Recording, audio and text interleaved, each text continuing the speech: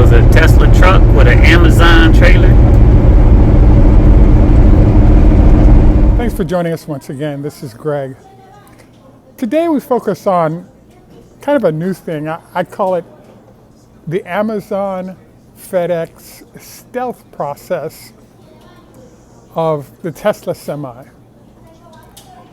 So the basic idea here is that Amazon's approach versus, for example, Pepsi's approach is very different when it comes to the Tesla Semi. In fact, it's basically a stealth process where they're hiding that production, it seems, as a way to reduce the progress of competitors relative to what they're doing. This is Greg for Teslafaninsight. Thanks once again for joining us. If this is your first time, welcome. If you're a repeat visitor, welcome back. We also would like to encourage you to join us on Patreon for better ideas on investing and trading, as well as better health tips. So I wanted to start off today basically with what I call the Amazon stealth process.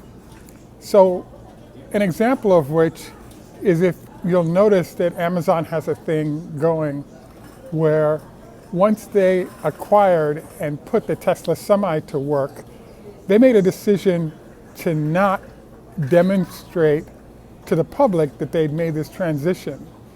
There was no fanfare, as we saw with the large event done by Pepsi to welcome the Semi to their fleet. So the question is, like, why is that?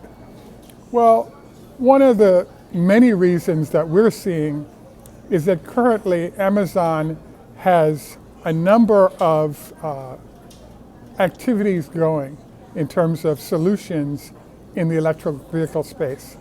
They have the eCascadia from Daimler. They also have a Volvo EV truck that they're using, and they now have the Tesla. So we seem to be in what I call a Game of Thrones mode. The strategy is, one, determine which is the best solution. I think it tends to be the Tesla Semi here, but the problem with the Tesla Semi is that based on the 7-year delay, based on the fact that Tesla's production and delivery schedule is basically completely unknown to customers, we're in a zone right now where customers like an Amazon that have deliveries they have to do every day have deemed Tesla to be completely unreliable, even if they do have the best solution. So basically what folks are choosing to do is to sort of go ahead and do their orders, hope they get Tesla vehicles. If they don't get Tesla vehicles, they can still meet their fleet goals of production or transition to EVs without the help of Tesla, if that's what it comes to.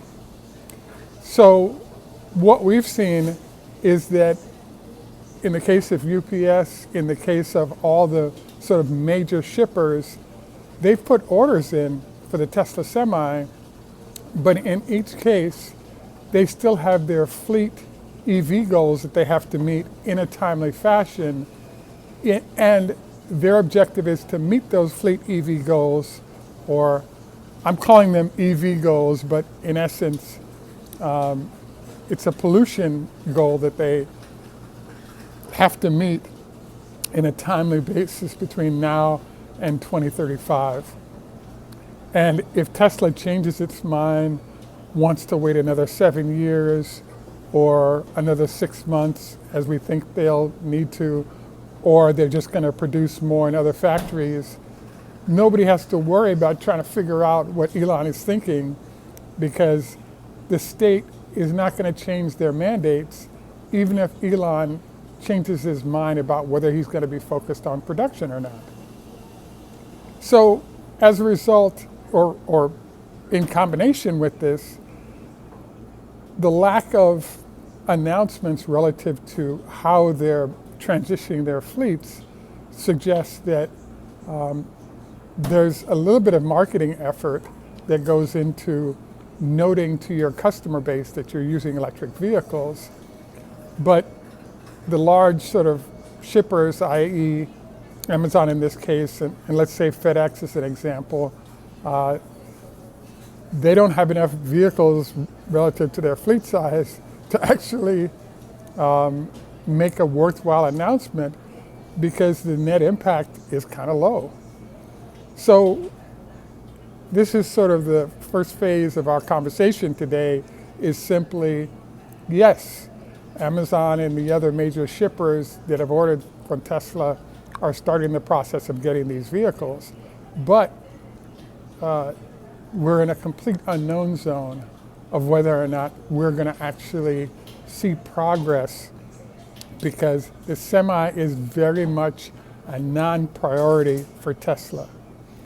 Why do I say it's a non-priority? As we've covered numerous times, we have what's called a backlog that's probably between 1 and 2 years. And if you add in European orders for the Semi, we have a 3-year backlog of the Tesla Semi currently. In the case of the Cybertruck, we actually have too much inventory of the vehicle currently. And for some reason, I think, my guess is that Elon thinks it's a fun vehicle. Tesla's making no efforts to transition to semi-production, where we already have plenty of Cybertrucks sitting there waiting to be sold that are unsold. So is Elon too busy? Does he not care? You know, the Semi is a very practical vehicle, and it's not as much fun as the Cybertruck. So therefore, you know, its priority on the schedule is lower. I remind you that the other problem we're having right now is that the number of Model S's as well as the number of Model X's is declining as the number of Cybertrucks rise in sales. So we're at a very interesting production space right now. The final note, and I'll drop a photo in here for you guys to see it on this section of our discussion, is that the throughput on a daily basis, weekly basis, that's coming out of the current semi-production in Sparks, Nevada, is somewhere between 1 and 200 vehicles a week. And those vehicles are now being shipped to end customers as well as being added to the Tesla fleet to expand the degree to which Tesla is using electric trucks to deliver parts to and from their factories. So there's a whole, it's hazy, it's foggy, there is progress, but the logic stream that's being used to determine what that progress is completely like unknown right now to everybody, including the customers who put up millions of dollars to get priority in the line of vehicles that are being distributed.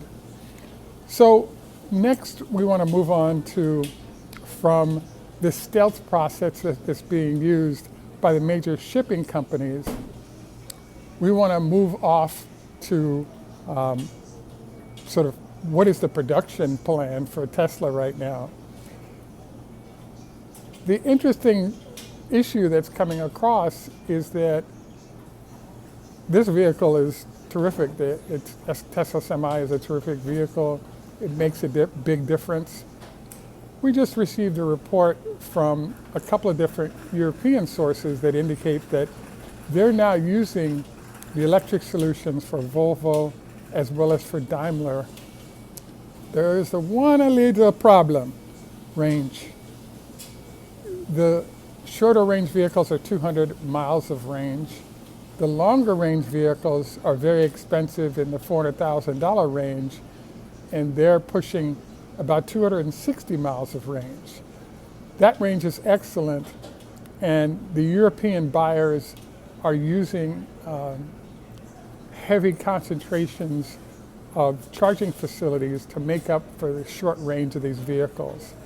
So Tesla retains, I want to say, the power position, because if you have 600 miles of range and the temperature drops below freezing and then below zero wherever you are, let's say you lose half of your range or 300 miles, the vehicle is still in great shape in terms of efficiently moving between delivery points. The one issue that pops up was illustrated by BYD. In Canada, they arrived with about a 130-mile range semi-truck that was being assembled in Toronto and used by Loblaws. The problem they ran into was that the winters in Canada are fairly cold, a lot of days sub-freezing. So that experiment was disbanded rather quickly because you, in essence, went from about 130 mile of range. Once it's got cold, you cut your range into the 60 to 70 mile range.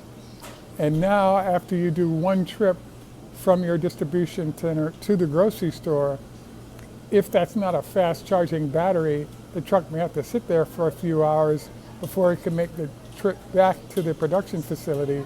And then once it gets there, it still has to wait a few hours of charging before it can come back to other grocery stores in the distribution. So as a result, they had to cancel. As we look into Europe and we see the 200, let's say the longest range Daimler EV is, let's say, a 260 mile semi. As those vehicles move out in sub-freezing temperatures in the winter, you now have you're down in that sub 200, let's say 175 miles of range. Yes, that's decent on the outbound, and they could theoretically have fast charging to get that back up. But to some extent, you still have some problems relative to range because those vehicles can't go very far. So what we're seeing right now is Tesla is still the king of the hill. There's still a mandate in a number of places, including California, for a transition to electric vehicles, and everybody's waiting on Tesla to deliver at a large number. And as they do, there's plenty of sales to be had as they do so. The one other note I wanted to make here is that I've had fun watching how fleets in Southern California have deployed. So there's a company called SYSCO, I'll call it Cisco Food Distribution. We also have 2 or 3 different entities that are bringing containers in from the Port of Long Beach as well as the Port of Los Angeles, and then sending those containers all over Southern California and even into the freight system to be hauled into the United States. Those guys have really done a good job of staying in temperate spaces where it's not too cold, so they can get the range they need of 200, 250 miles and do a couple of trips back and forth to the port. So it actually works. I believe Amazon is in this group as well in terms of managing the transition of goods from the ports to storage warehouses that are close enough to allow the amount of range that those trucks offer to be viable. So the conclusion that I'm making today is that it's fascinating to me the difference between how places like Pepsi or Walmart deal with the publicity related to the semi versus transportation companies that are competing with each other. The reveal of information tends to be low. They want to more operate in a stealth manner. And there's a kind of a Game of Thrones. Who is the best solution for them to go with? And so the war continues. And right now, the Tesla Semi is the dominant player. But if those second-tier entities figure out the range issues, Tesla could have challenges. But until they do, Tesla's the best solution. And they basically have unlimited sales for the next 2 or 3 years. to fill up both domestically and international destinations for the semi. I leave you with the question of the day. Elon is saying that Tesla is now ready to distribute the semi internationally. The question that I'm coming up with today is, how can you be available to distribute the truck internationally if there's a backlog of 2 or 3 years for buyers within the United States, and they aren't going to start getting their vehicles at scale until the beginning of next year, and then they're going to have to wait 2 years before they see anything. So it just seems to me like you might call this foreplay, but 2 years of foreplay after a 7-year delay seems rather strange.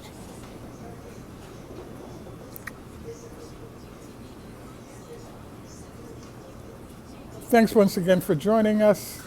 Don't forget your 25 leg lifts a day and a very light salad prior to lovemaking for better outcomes. Tschüss, au revoir, le hitro, hoda hafez, drasi tinya hama. In Jamaica, we say never respect, walk good. Thanks for joining us. Have a great day, and bye for now.